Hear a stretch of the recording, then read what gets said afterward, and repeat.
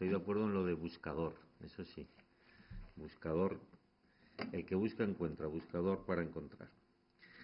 Pues un año más en Santander y en primer lugar de corazón quería agradecer el poder formar parte de este tercer año, de esta, bajo mi punto de vista, extraordinaria iniciativa auspiciada por nuestro arzobispo, por don Carlos, y que de la mano del vicerrector, del amigo José Luis Sánchez, he podido compartir ya en distintas ocasiones, el poder estar, como decía José Luis, intercambiando puntos de vista, opiniones, pensamientos y, como decía don Carlos, también momentos antes y después y durante que nos enriquecen a todos y que conforman al final ese pensamiento que en cada uno de nosotros luego en su lugar de estudio, de trabajo, de convivencia familiar, lo transporta a través de mensajes de cariño, de afecto, de pensamiento y de convivencia, en definitiva. Así que, sinceramente, muchas gracias, don Carlos, gracias, don José Luis, admiradísimo cardenal. La pregunta que encabeza, se supone, la reflexión que podemos hacer hoy aquí entre todos es también algo por el que, y es el segundo motivo de agradecimiento y de felicitación, porque normalmente nadie se plantea a qué le tienen que pedir a uno, en este caso a la Iglesia, o qué le pediría un político, podría ser otro sector social, otro colectivo, pero nadie se pregunta qué habría de pedirme mi hijo, qué habría de pedirme mi jefe, qué habría de pedirme mi condiscípulo, sino qué poco reconocido soy, qué debería de yo pedir, qué humilde soy que no lo hago, ¿no? Así que este planteamiento me parece extraordinariamente novedoso y enriquecedor. Es peligroso hacerlo con los políticos, porque en la situación en la que estamos, si alguien nos pregunta qué me pide usted, pues es dinero inmediatamente, ¿no? Pero quisiera reflejar también que, bajo mi punto de vista, es un planteamiento novedoso, rompedor y, sobre todo, que parte de la humildad,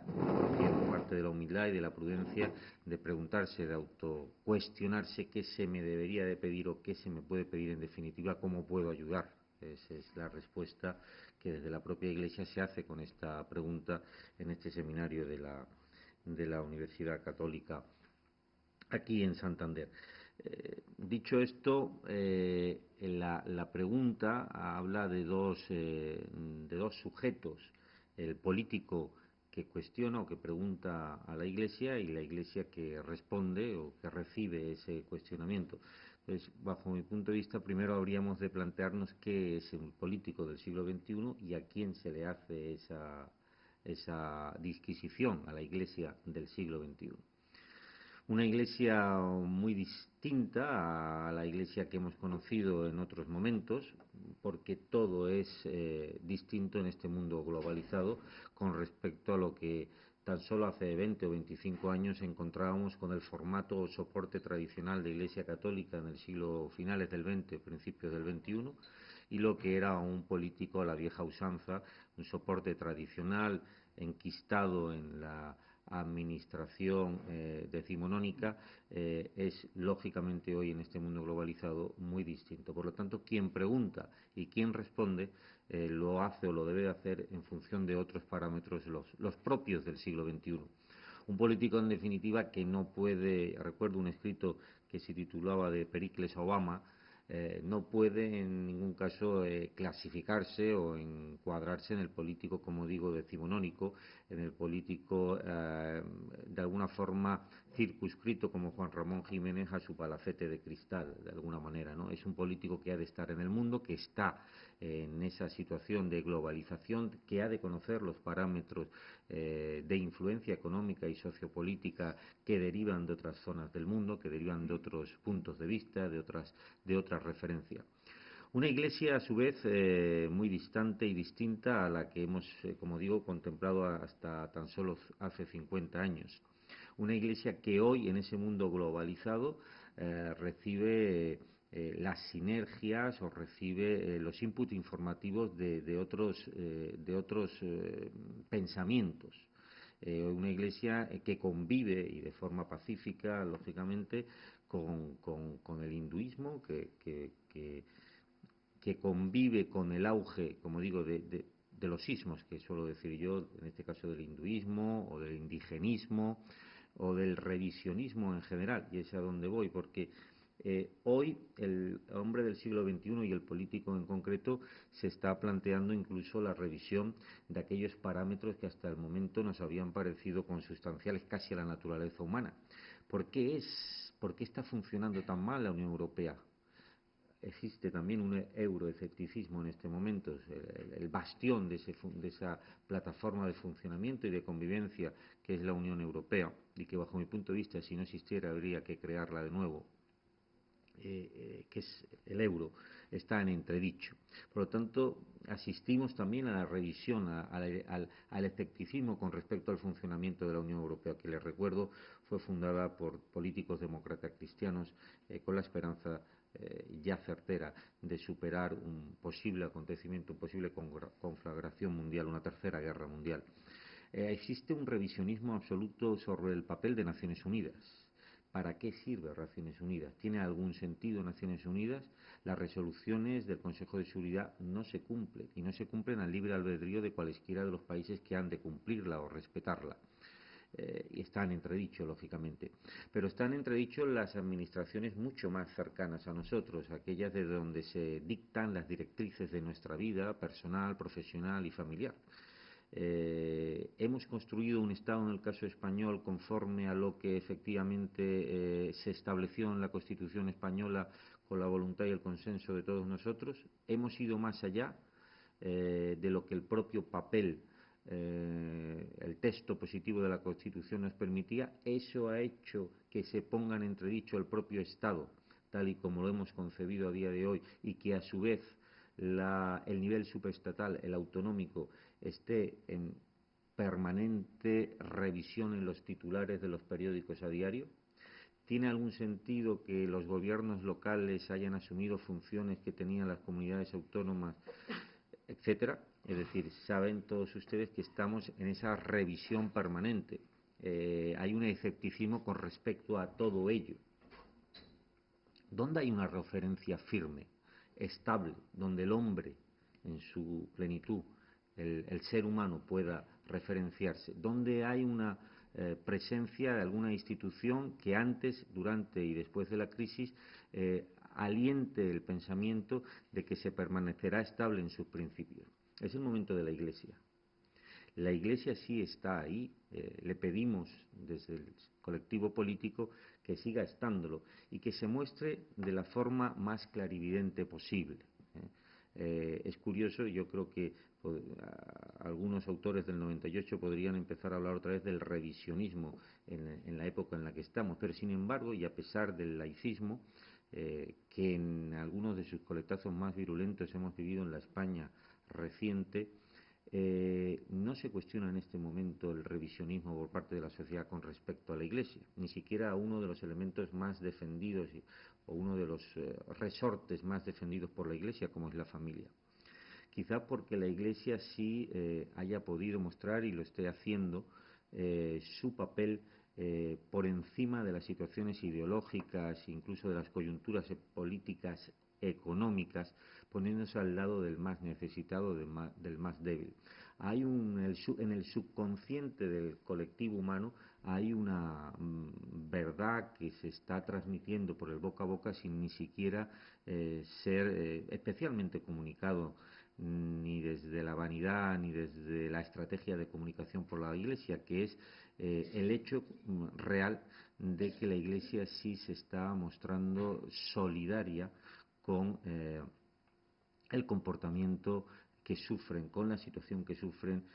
muchísimos cientos, en este caso miles de españoles.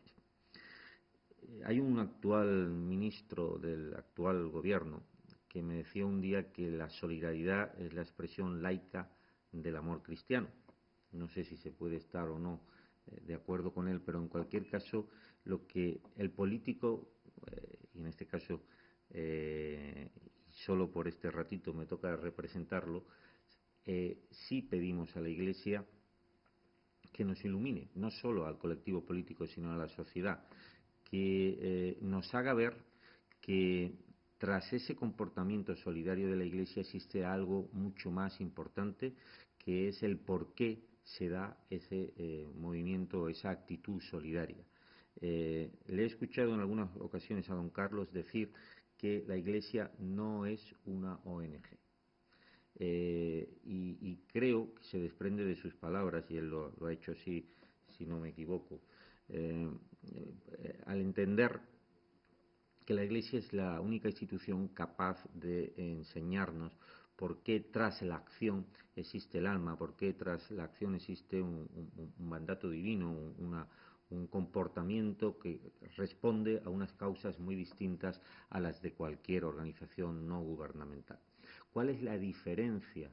entre el comportamiento de Cáritas o de cualquier institución de la Iglesia y Médicos Sin Fronteras en los campos de refugiados de Sudán, o en el interior de la sabana mozambiqueña, o al lado de los combatientes de la contra nicaragüense?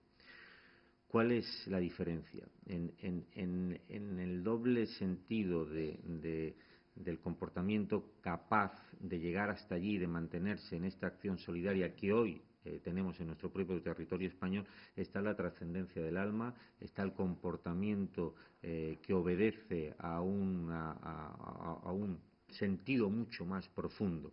Es por lo que le pido a la Iglesia que nos enseñe, que nos ilumine a la sociedad en general, de que se está ayudando a los más necesitados no solo por ayudar, no solo por ser capaces de superar una situación material, sino por explicarnos por qué se hace, por qué se está haciendo, por qué se está al lado del más necesitado antes de la crisis, ahora y después. Es, bajo mi punto de vista, y se lo pido no ya como católico, sino como, perdón, no ya como político, sino como católico, que nos ilumine. Es lo que le pido, lo que le pedimos el político, en este caso a la Iglesia, es enseñar a la sociedad la capacidad de estar al lado del más necesitado, no solo de forma eventual, transitoria y ocasional por una situación de este tipo, sino que los motivos, las causas que nos llevan a la Iglesia Católica, a los católicos en general, de estar ahí, son otros que responden a unos comportamientos mucho más profundos. Todo esto lo digo también desde la reflexión de entender que, siendo esa única referencia que la sociedad puede tener hoy como más estable y más firme, nos lleva al sentido de la espiritualidad. El hombre, y se ha demostrado con esta crisis, no es solo, una vez más, de hecho, no es solo materia. El hombre no se enriquece exclusivamente, ni mucho menos con los aspectos materiales. La falta de los mismos hace ver al individuo que, a pesar de haber tenido esas riquezas materiales, el no tenerlas ahora le tambalea su pronóstico de vida, su diagnóstico de futuro. Volver a tener todas esas riquezas materiales, el que las tuviere, no conllevan la felicidad, ni conllevan el sosiego interior, ni la paz espiritual. Es el momento de la Iglesia, es el momento de mostrarse con ese trasfondo que tiene, de enseñar que si está encima de la crisis, que si se está con el más necesitado, no es solo para superar ese momento de carencia material, y no se debe solo a esa causa, sino a esa espiritualidad. Eso poca gente, pocas instituciones pueden respirar por esos poros. El ser humano necesita de ese tipo de referencias ahora más que nunca, porque son las únicas que se pueden mantener en el tiempo independientemente de las circunstancias. La espiritualidad a la que me refiero, el alma antes que la acción, el alma que viste a la acción, para el político su transmisión a la sociedad es fundamental, porque conlleva un elemento extraordinario de empuje, de facilitación, de facilitar el sentido de la convivencia. Para el político que ha de congeniar distintos credos, distintas ideologías, distintos intereses en el conjunto del planeta, cualquier elemento, y de esta importancia mucho más, que revista, que desprenda la capacidad de la convivencia, del encuentro, del consenso, de saber que hay algo más allá, algo más profundo,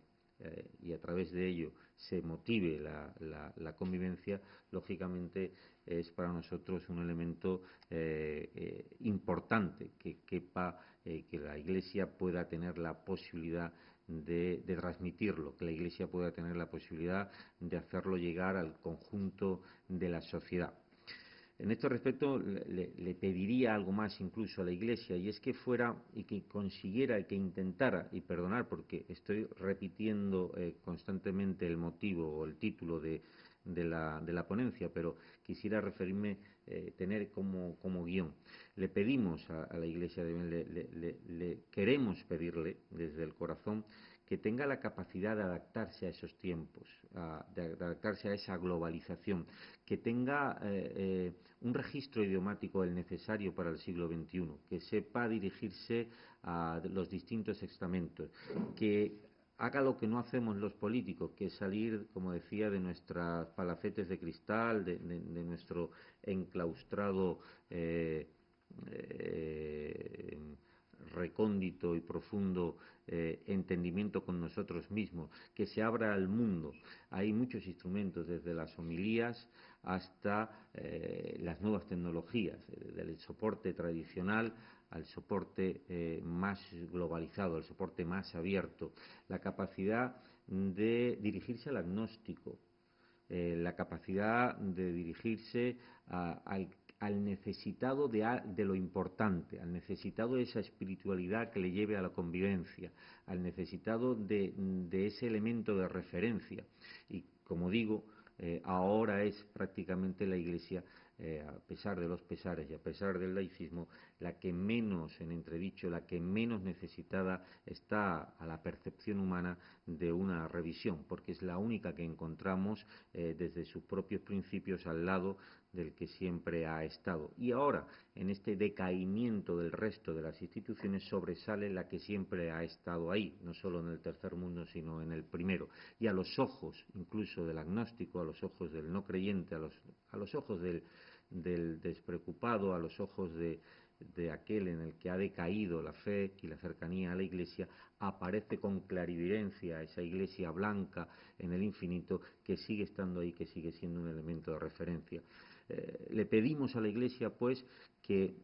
se adapte a la realidad, en el buen sentido de la palabra, que salga a predicar esta nueva posibilidad, esta nueva opción de acercamiento, que el mundo sepa dónde está la Iglesia, que las homilías lo canten, que las nuevas tecnologías, que la sociedad de la información es capaz de acercar como nunca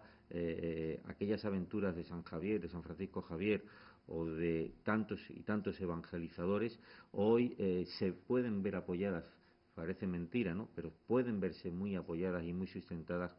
a través de la utilización de los métodos de la tecnología, de la ciencia, que el hombre, por voluntad divina, ha conseguido desarrollar siempre en sus fines más positivos. Todos esos soportes son capaces y están a disposición, igual que lo están de un colectivo como el de los políticos, también lo están del colectivo de la Iglesia. El acercamiento a cualesquiera de estas situaciones que hoy sobresalen en la sociedad me parece que es una petición también que desde el colectivo político queremos hacer y queremos reiterar a la Iglesia. Yo tenía alguna reflexión más que hacerles, ¿no? Insisto, el mensaje está de alguna forma en que el alma es la que preside la acción, no la acción por sí misma. En el caso de la crisis, la Iglesia puede, si quisiéramos, enseñarnos cuál es la diferencia entre lo efímero y lo realmente trascendente, ¿no? En este momento de forma muy especial. Y saber que la Iglesia, si está cerca de la crisis, si está cerca del más necesitado, no solo es para superarlo, sino para saber por qué se supera. ¿Por qué? ¿Qué sentido tiene este acercamiento? Decirles que, bajo mi punto de vista, todo ello conlleva una necesidad, si me lo permiten, de que los distintos estamentos de la jerarquía eclesiástica y los que conformamos la Iglesia de a pie nos acerquemos con otros registros a la sociedad. Pero esto, que ya lo hemos oído seguramente en otras ocasiones, que la Iglesia se expanda especialmente, que tienda la mano, hoy se entiende mucho mejor, porque hoy tenemos si me lo permiten, un caldo de cultivo en el que el hombre está más necesitado de referencias que nunca y donde además no está puesto en entredicho la existencia de esa institución que es la Iglesia para o como referente humano, como referente espiritual, como referente necesario para el desarrollo presente y futuro. El hombre está en una realidad de desconfianza y de desesperanza absoluta en este momento, en esta situación, en este contorno que nos acompaña junto con la crisis. Se trata de una crisis mucho más profunda, como ya pueden imaginar, que la meramente económica. Hablamos de la falta de valores que se desprende de la misma, y me refiero a lo que decía antes, el hecho de uno darse cuenta de que lo material ni siquiera ha proporcionado de forma temporal, sino unas sensaciones efímeras de felicidad o de tranquilidad, hacen que la inquietud en el ser humano sea mucho más profunda, porque es conocedor ya, al carecer ahora de esos bienes materiales, que ni siquiera la llegada de los mismos, en su caso, le va a proporcionar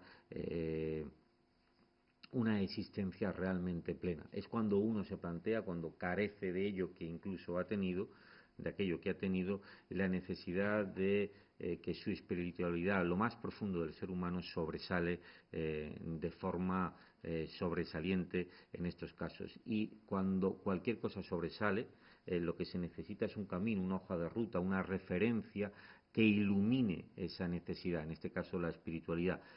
Como político entiendo que esa espiritualidad, esa trascendencia, es la que lleva a restarnos comportamientos egoístas, a restarnos situaciones de acritud, de enfrentamiento, tanto con un familiar como con un compañero, como entre dos estados, hasta llegar a la situación de conflicto bélico, muchos de los cuales existen en este momento. La generosidad que conlleva la espiritualidad es convivencia. Sepan ustedes que más del 50% de los movimientos migratorios más importantes que están teniendo en este momento en el mundo se deben a la carestía, a la falta de agua. Esa carestía o falta de agua ha devenido en muchos casos ya en conflictos bélicos y va a seguir siendo así en un principio.